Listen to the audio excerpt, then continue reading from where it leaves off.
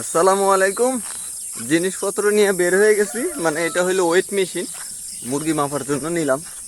এখন আজকে অন্য রাস্তা দিয়া সেই একই বাজারে যাইতাছি, তবে অন্য রাস্তা দিয়া দেখা যাক। কিন্তু এই এদিক দিয়ে গেলে একটু লেট হয় আমার, হাঁটতে হইব মনে করেন 20 থেকে 30 মিনিট। তারপর মনে করেন যে আপনার ওইখানে সিএনজির জন্য ওয়েট করতে হইব, ওইখান থেকে সিএনজি নিয়ে আবার ওইখান থেকে সিএনজি নিয়েছি আর এক বাজারে।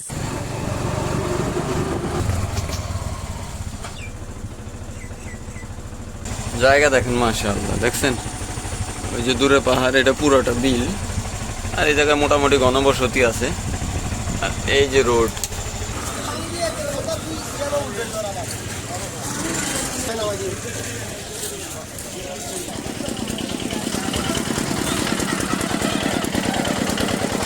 এই বাজার থেকে এখন ওই আর এক বাজারে যাবো। মূলত এই বাজারে এখন বসে নাই, দু একজন মানুষ আইছে কেবল।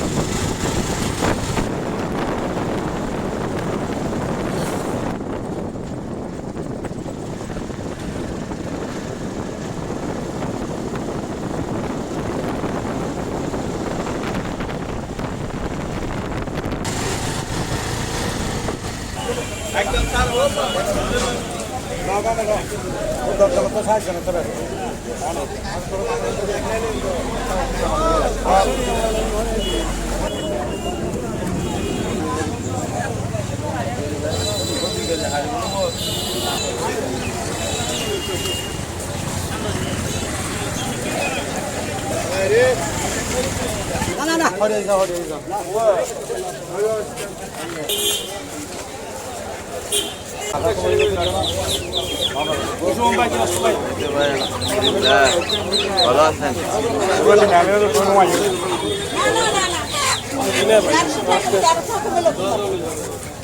কি মাল আনছেন?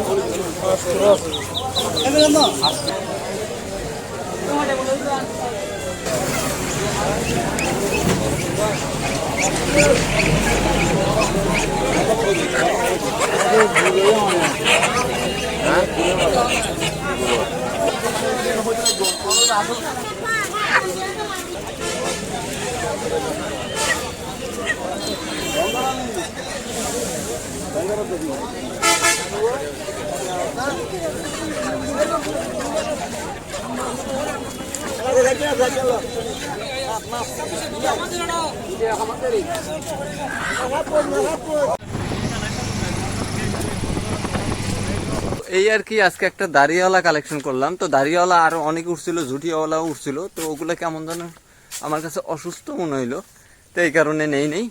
আর মোটামুটি বাজারে ভালো মুরগি উঠছিল, ভালো বলতে মানে বড় সাইজের মুরগিও উঠছিল। আমার অর্ডার নাই বিদায় আমি নেই। আর আজকে বাজার নষ্ট করছে কিছু কিছু, কিছু বলতে কি কয়েকজনই আসছে টাউন থেকে আইসা আমরা যে জিনিসটা কেজিতে কিনি, ধরেন এখন তো একটু দাম বেশি, সাপোজ ধরেন এখন ওই হিসাবে 650-700 করে কেজি। হ্যাঁ, এরা আইসাই 900। ব্যাপারীও খুশি, ব্যাপারীও পায়া বইছে। তারপর একটু খেঁচাখেচি করলো, কারণ এক দামে দিয়ে দিলে কেমন না। তো 900, 850, 1000 এরকম কেজি। এই যে বাজারের পিছনটা যে মাইটা দিতেছে, তা দিন শেষে তো আমরাই ওই বাজারে ঘন ঘন যাবো। এরা তো আইব 2-1 দিন আইসা এই যে বাজারের পিছন মাইটা থুয়ে যাইব। তো এই কারণে আমরা বাজারের নামগুলা বলি না, ঠিক আছে? দেখেন কোন কারণে আমরা নাম বলি না, আজকে বুঝে নেন। আমাকে এই পাহাড়ের এই চত্বরের সিকিউরিটি গার্ড রে, কি অবস্থা? তোকে একটু দেখছিলাম কত বড় হয়ে গেছিস গা। আর মূলত এখন যাইতেছি একটা গলা ছিল মুরগি আনতে, উনি নাকি বিক্রি করবো। আমাদের পাহাড়ের পাশের পাহাড়ে থাকে আর কি, মানে ধরতে গেলে পাড়ার প্রতিবেশী। তো ওনার বাসায় যাইতেছি। আর এই তো রাস্তা, এখানকার অধিকাংশ রাস্তায় এই যে পাহাড়ের সাইডগুলা কাইটা এই যে এরকম রাস্তা বানাইছে। আর আমাদের এখানে আহামরি যে বিগ সাইজ পাহাড় আছে তা না।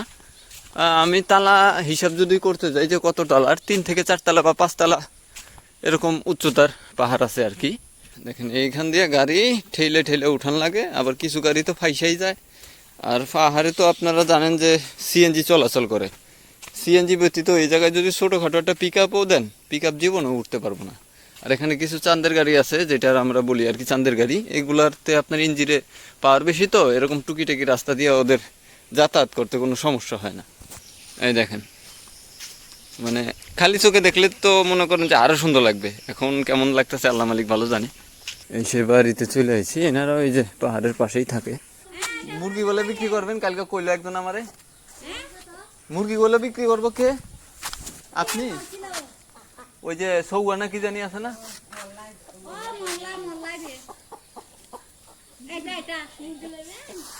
গেছিলাম কিন্তু আপনার কম, মানে সাইজে ছোট।